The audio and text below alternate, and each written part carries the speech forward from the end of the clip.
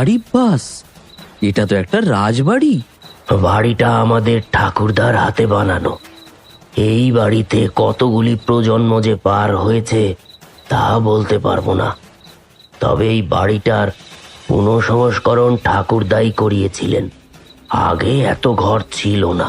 কথোপকথনের মধ্যে হঠাৎ তারানাথ বলে উঠল, ছাদের দিকে একবার তাকাও। আমরা চমকে উঠে সবাই ছাদের দিকে তাকালাম। দেখি একটা কালো ছায়া দৌড়ে ছাদের এক প্রান্ত থেকে অন্য দিকে চলে গেল। ওটা কি? এই বাড়ির উপদ্রবের কারণ। ঠাকুর মশাই, কি কি বুঝছেন আপনি?